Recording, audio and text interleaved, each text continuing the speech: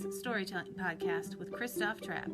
Available on Google, Spotify, Apple, Pandora, and other podcast channels. Want to play it on your iPhone? Just ask Siri to play the Christoph Trapp Business Storytelling Podcast.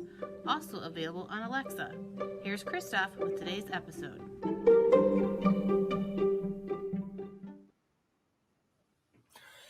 Hey, business storytellers, how's everyone doing? Thanks for joining us. Another live stream of the Business Storytelling Podcast, all the typical channels, Amazon, Facebook, LinkedIn, YouTube, Twitter.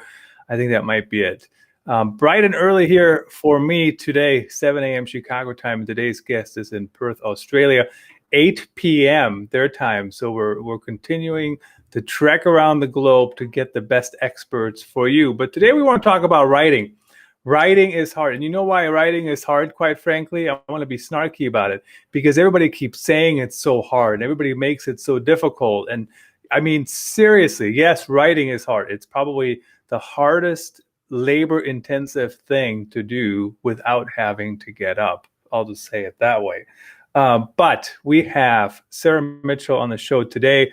Typeset released the State of Writing Report 2021 Global Study into Writing Effectiveness. And what's interesting about that, by the way, is when I grew up as a journalist, you know who decided whether or not, I'm going to try to get Sarah ready here if you see me watching, looking away on the live stream. You know who decided whether content was effective when I grew up as a journalist? My boss. Who put him or her in charge? Well, somebody did. But they decided that content was good or it was bad. And you know who decides today? The audience. And I know that's a little bit of a cliche, but if nobody reads your content, how is it any good? If nobody finds your content, how is it any good? If nobody, if nobody shares your content, even though that's a whole different discussion, some content doesn't get shared. The end. On today's show, we have Sarah Mitchell. You can connect with her over on typesetcontent.com. And there's also a link in the show notes to the report. So you can read it there. You can skim it there if you don't want to listen to us today. Let's get her out of the green room. Sarah, fair warning, put the drinks away. We're bringing you on air, 8 p.m. Perth time. How's it going today? It's good. How are you, Christoph? I'm hanging in there, bright and early, but I'm an early riser. In fact, the other day, some group I was in, they were talking at 10 p.m.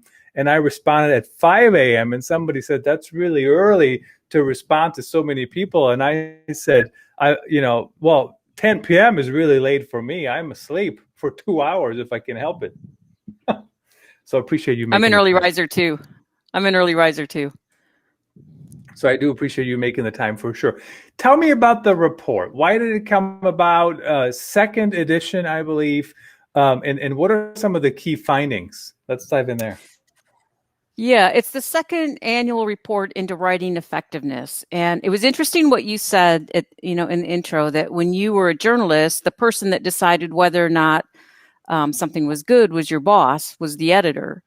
And now we've got so many people who haven't necessarily trained to be a journalist or trained, gone through any kind of formal education, haven't had the luxury or the pleasure of working in a newsroom.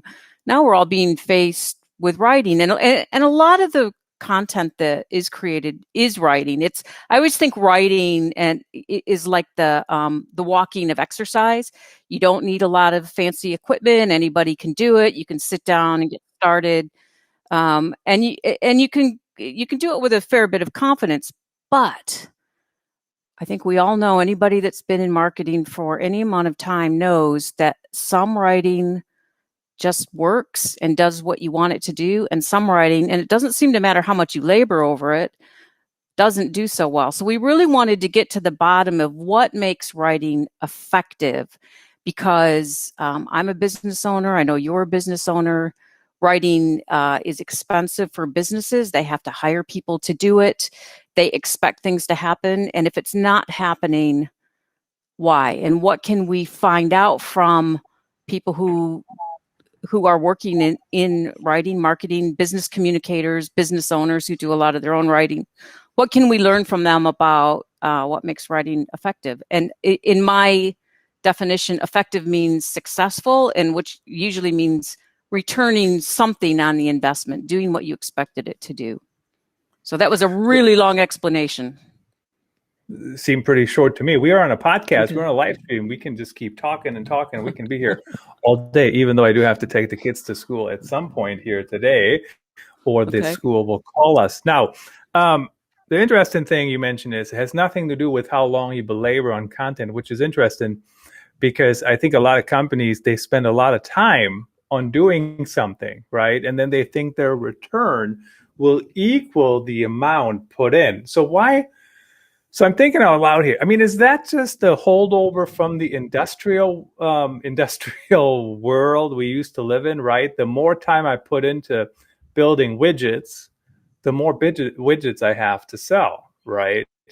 But that doesn't necessarily work when you're creating content. I mean, is that why that's still in people's minds? Like, we got to put in more work. Like, you got to, and you do. Don't get me wrong. I write every day, one way or another. You know, headlines, social articles, et cetera, But why are people so hung up, if I may say so myself, to put in all this time and then expect the results to equal the time put in, not the knowledge put in necessarily? Well, I think that's, maybe it does go back to the Industrial Revolution, but I think a lot of people do create content with really good intentions. They have expectations, they have KPIs, they have, they want to be successful in their own businesses or in their own organizations. So, and I guess this is really getting to the nut of what we're trying to find out is what are those tasks and processes and workflows that we can use that are more effective, that will guarantee success compared to, we've all been on those projects and we've seen those projects that, are very well funded, that had big teams of writers, spent a lot of money on graphic design, or you can tell have just put lots of money against, digital marketing, online advertising.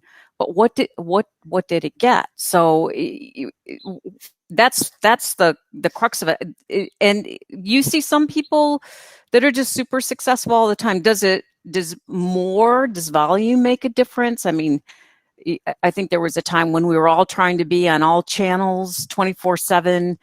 Seth Godin writes every day, so I'm going to write every day. I'm going to publish every day. Does that work? No. But then we've also know people who, can put out something that's relatively ordinary, but it just hits the right mark. And maybe they only publish once a week, or now people are only publishing once a month. We're figuring out that you don't have to just be throwing stuff out there. So what is the secret sauce? What is the magic that we can take to our companies or to our own businesses and say, this is what we think is going to be, the best way forward and the most successful way to manage this? Because there's nothing more soul destroying than spending a long time working on something and having it flop. I mean, and flops come in all shapes and sizes. We have flops, and you look at the movie industry. Nobody wants to be the Ishtar of content marketing, do they? No, certainly not. So what's interesting about that too is, so Seth Godin, when he was on the show, he talked about his writing, and I think what a lot of people maybe don't realize is, yes, he writes every day, and I think there was somebody who took him for task one day, and they wrote about how his headlines are horrible, or he had a bad week or something. So Seth said he doesn't write to win every day. He writes every day to write every day. So he says, a lot of this stuff, it's not that good. But it's the best thing I had for that day. Yeah. So I think people don't think about that. So, and then sometimes he hits a nugget, and sometimes it's just kind of like blah. And he said that himself. Now, your report says most written marketing content is firmly in the meh zone. It doesn't surprise me. And when I look at a lot of marketing copy, it's after it's gone through 5,000 rounds of edits, half of them by people who have no business in editing anything, quite frankly. That is unfortunate, and it's really hard to stand out when your content, when you even say yourself, my content is meh, right? Because that's, you ask the writers and they're saying most of the written content. Why is that? How do we get out of that funk? Is it truly just approval hell, or what's going on? Well, that was the thing that was so interesting to me, and really one of the key standout findings. So just to step back take a couple steps backwards. The first surprise of this research is when the results came in, we found out that the vast majority of people that answered it were really experienced, right? They had, like 81% had more than 6 years experience publishing. About 50% of them had more than 11 years experience publishing for an organization, not just writing in a journal or, keeping a blog, but these are highly experienced people. And the organizations they worked for had a lot of experience in publishing. So how often does that happen, where you get like the really top or the really mature group that you can ask questions to and learn from? So great. But then what happened is we found out when we asked them, we said, so how are you feeling about the results of of your writing efforts in the last 12 months? And they were sort of like, yeah.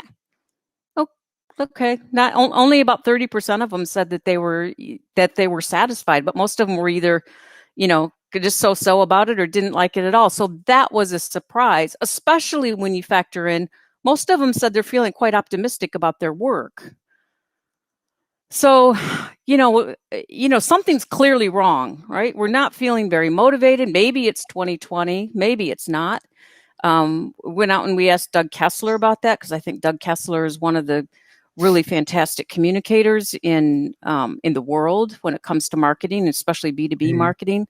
And he just said, look, I think people have just gotten used to not getting great results and they've come to accept it. And I honestly think that that's right. I think that maybe we just are starting to cruise. I think it can be quite challenging to be in this content marketing industry day after day, always expecting to be producing and to be, to be measuring, reporting, and getting the results that you want. And maybe over time we've just become complacent. Maybe 2020 was a particularly bad year or a particularly good year for complacency. I don't know. I mean, there were some other things, and we can talk about this in a minute, that came out of it. But did you go to the content marketing world where John Cleese was a speaker? Probably. Yeah, from Monty Python. Do you remember?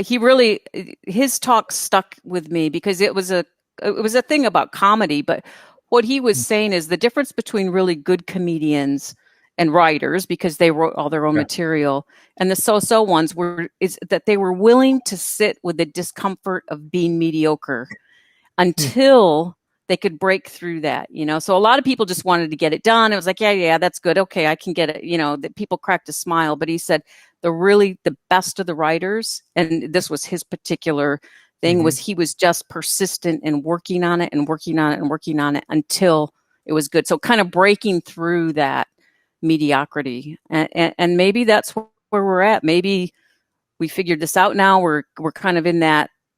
If it was a marathon, we're in that 15-mile mark where it's just, we've got a lot done.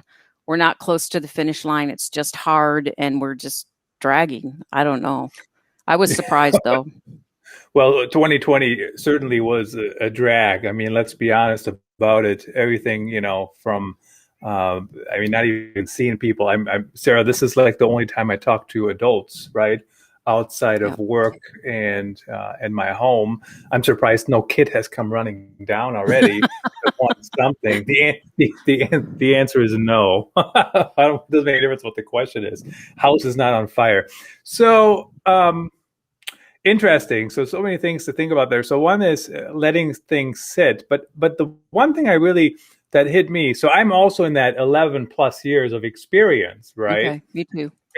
And what's interesting to me about that is when I first started writing, the process was very different, right? How I produce content. Like when you did a newspaper article, very different. Today, when I start any article, it's not just about like truly writing the story, but I think about how the story is laid out, right? What, in fact, my editor just this morning said, why this pullout quote isn't even in the article. And I said, I know, because why would it have to be? It's in the graphic. But that didn't used to be the rule, right? Like if you have a pullout quote, it's out, and it's not the same person who does it. So when I create content, it's actually, I think about the whole thing. It's very different, Where do you have calls to action? Where do you do this? Okay, does that work? It's very different. So is that part of it? Are people not making that switch quickly enough, or maybe we don't know. I don't know when I made that switch. It just kind of seemed to happen. But I do default sometimes into writing the way I used to write. Like I'm writing first, and then I'm doing everything else later, or preferably just hand it off. Right, and I think you've made a really good point. So you came from a journalism background. My business partner Dan Hatch was a journalist. There are lots of journalists in content. I spent some time freelancing, and you're working in a big team of people, and there are people that have roles. You're getting assigned things to write. You have fact checkers, you have copy editors, you have proofreaders, and there's a whole group of people and a workflow and processes that you go through before you ever, hit publish. And I think what has happened with content marketing and with this, the internet and everybody being able now to be their own publishers, is a lot of people have come into it without realizing the whole process or the whole traditionally that people have gone through before they published. And what's happening, and we've seen this, is that I think there are a lot of steps that people are missing. They think that they can do this in isolation, or they can do it within their own team. And maybe there's not enough diversity within their skill set or within the team that they've got. And I mean, that came out, one of the findings. 86% of the people that answered the survey said that they thought their audience or their readers would think of them and their brand negatively if they found errors. I thought, yeah, me too. When I read something and there's errors in it, I look at it and I think, oh, that was, they're not being very careful, or they don't have much respect for their audience. And yet, only like a third of them even send things for proofreading. Now, you've been writing for a long time. I've been writing for a long time. I would be terrified to publish something that hadn't been through a proofreader. And I'm pretty good with the grammar. Well, so I got some different thoughts on that. So first is, mistakes happen, right? Sometimes. Yeah. But sure, but there's a fine line between. My favorite example that I still give people is when Quarter Airways or Air, whatever they're called, the airplane, company, when they had they misspelled their own name on a plane. They tweeted a picture and they said, "Oh, this one is going back to the shop," But that's different. But when you see carelessness, like little bitty mistakes that, I would catch when I'm skimming it. Now, you got to remember, most people skim your content anyways, right? They're not reading it, they're skimming it. So you have to write for those people anyways. But if you can catch mistakes skimming, somebody didn't do a good job following up. So when I saw that nearly half of content marketers, actually, that's the wrong one. Only a third of content marketers are having their copy proofread before publication. That's crazy to me. Why do we have to be so black and white? It used to be, some companies still do this.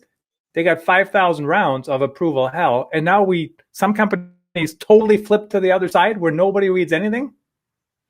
Yeah, I think a lot of stuff goes out that's not been read, and I know a lot of writers that publish without reading what they wrote. I mean, yeah, I think we've probably all been guilty of that. And it's always the time I get caught where I just bang something out quickly, hit send on MailChimp, and then the first thing I see is the error, like in the title. I mean, we're all human and we all make mistakes, but I think if you don't have those processes in place, like you're saying that you value this, you value the quality of your writing, and yet, 34%, only 34% send their writing for proofreading. The one that's astounded me was, only 56% fact check. You're just publishing stuff you're not even sure what it is, so there's no oversight. There's nobody that's really responsible for that QA or the quality control. And I think that probably goes a long way towards effectiveness, because you and I both know, if you read something that you can find multiple errors when you're skimming, you're not going to hang around long. You're not going to come back. There's so much good writing. There's so much information out there on the internet. I'll just go to somebody that's a much better communicator. So I do agree with that. And of course, if you guys check out my latest book, Going Live, Live Stream Your Podcast, you will hear me talk about that you don't need all this fancy equipment that I now have set up to start your podcast. And I stand by that opinion. You can write on your iPhone. You can write on your iPad. You don't need fancy equipment. But here's the reality of things. Podcasting, just like writing, is starting to get there's so many now. And so when I'm looking at my feed in the morning for my podcast, and guess what I do?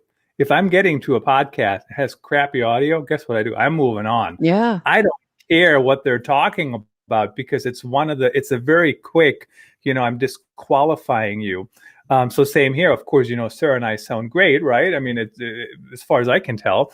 But so we have that hurdle, that barrier. We already overcame that. So it is important to do that. Now, a quick question, circling back a little bit to the Mazone. So people always ask, what's like your most proudest project or whatever? And a lot of times my answer truly is, the last one. But I also get tired of it. Like if I give the same keynote, if I talk about the same topic, if I wrote something and then I have to read it again, and then I have to edit it again, and you know what I mean? Like at some point, like it might move into my personal Mazone, because I'm just tired of it. I don't want to read it anymore. So like, how much does that fit in? Or is it truly below average, or is some of that happening as well? Well, that could be, but I find a lot of times, when I'm worn out with something, we've all had either the like you said, the post that goes through 27 approvals and the customer or the manager sends it back, or your end user sends it back and they want you to change something that you've already changed or change it back. Or my favorite one is, can you rewrite this and make it sound like you wrote it? And it's like, well, that was the first draft, and now we've been through 15 changes, and you've decided that really the writer knows what they're doing. So we've all, I think we've all been there, but that doesn't often translate to the audience, because and this is what I say to people too, where they'll say to me, or customers, they'll say, "Oh, we've written a blog post about that before." Well, you wrote a blog post about it 3 years ago, and your audience was much smaller then, and audiences change.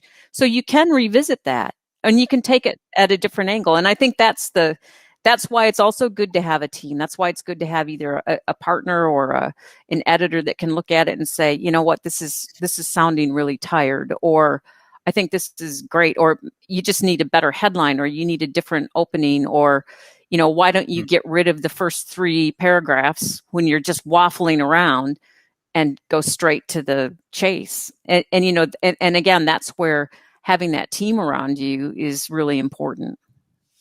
Yeah, content definitely is a team sport. I mean, I do agree with that. So I think you embedded, I think I heard you embedded what you're going to say here to my question. I think we'll find out.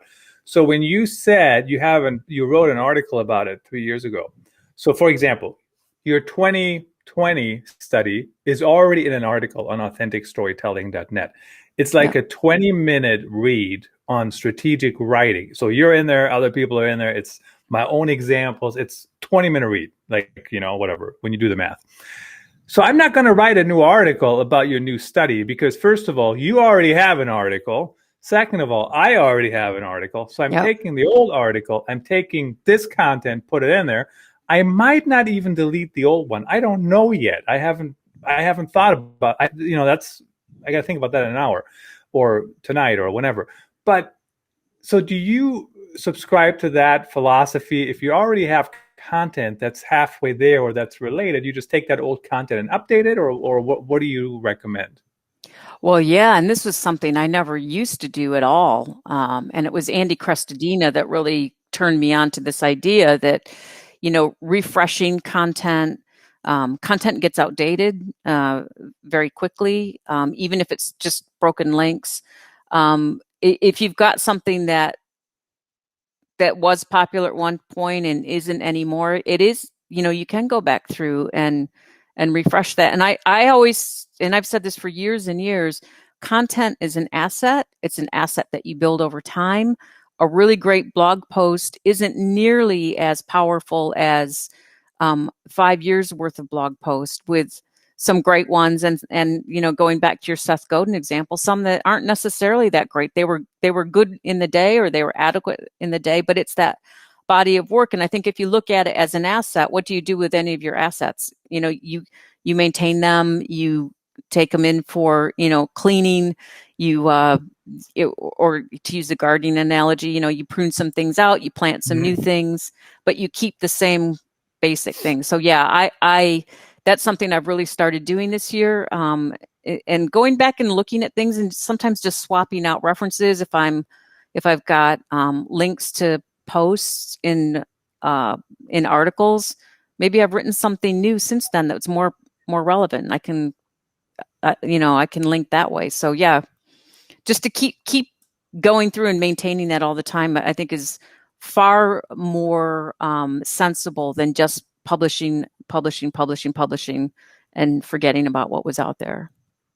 And so that's actually a very hard concept for people who grew up in journalism to wrap their head around, because we didn't used to do that. And the other thing is, creating new sometimes feels better, right, than updating existing. And the other thing is, in theory, creating new takes a lot more time. So if we again apply the industrial mindset of time equals value, right? Creating new is much more valuable than updating, but it's not always the case, because why would I rewrite a 20-minute read, that if I already have it, I just plop in the new content to make it fresh and repurpose it. So of course, your study was in partnership with Mantis Research, right? Michelle Lin and her team. Yes. Michelle was on the show previously talking about research, so I hope you guys check that out. I think that was before we went live with these shows. Did we go live the last time you were on? Was that already a thing? No, we didn't. We right? didn't. So things always keep evolving, and that's something to keep in mind. Now, I still personally think, I'm going to be selfish here a little bit, but I still think content marketing has a bright future. I mean, you can still use it. You just got to, have people proofread your stuff, follow SEO best practices, and don't create meh content. That's a very nice, safe way of saying crap content. That's what I call it. Content really annoying people. How do you feel about the future of the written word and content marketing in general? Where are we heading? Well, one of the things we did this year is we really wanted to know what people thought about the investment that they were making. So that was a new part of the survey that we put together. We wanted to dig down into that, and we just asked people, you're spending all this time, you're making all this investment. Is the investment you're making worth it? And specifically, what content is worth it? And so people came and gave us a lot of insight about that. And by and large, while writers are feeling stuck in this kind of mad zone, they feel like the investment that they're making is worthwhile. So if it's worthwhile, that means people are going to keep doing it. Because I think we've all been on those projects where you just work on something, and then nothing happens. You get no result from it. And that is soul destroying. So if people are saying, I'm making an investment in these different types of content, and it's worth it, then to me, there is a future for it. And the other thing we found out too is that content really is, I think content marketing is coming into its own in terms of being able to meet business goals. And people reported a pretty high return on business goals, nothing to do with marketing goals, nothing to do with, building subscribers and shares and likes and all of that stuff. But, are you generating leads? Are you signing up new customers? Is your total cost of ownership or total cost of customer acquisition going down? Generally, yes. And content's helping doing that. So if it's working, people are going to keep doing it. Of course, if it's working, that's always an interesting debate. How soon can you tell? What's the cost? And I also think it's to an extent, it's what you pay for. I know Adweek, ADWAK, he was on the show previously too. Mickey Taylor, who's behind that Twitter account, he actually just tweeted yesterday.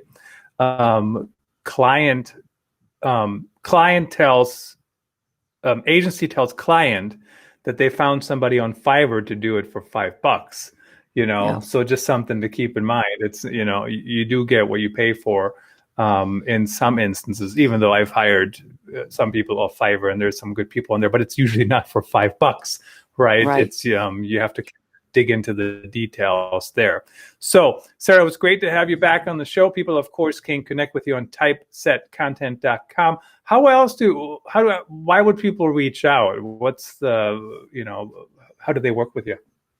Well, we're an editorial services company. So and this is, I've been in content marketing for a long time, and my business partner and I just realized that, kind of our jam is writing, editing, proofreading. We don't want to go wide. We're just staying in our lane, and that's what we do. So we help with strategy. We do some professional development if people need it, but generally writing, editing, proofreading.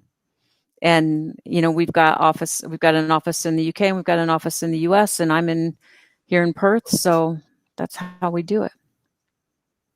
And plus today you can work with anybody anywhere. It's just, with Slack and email and whatever.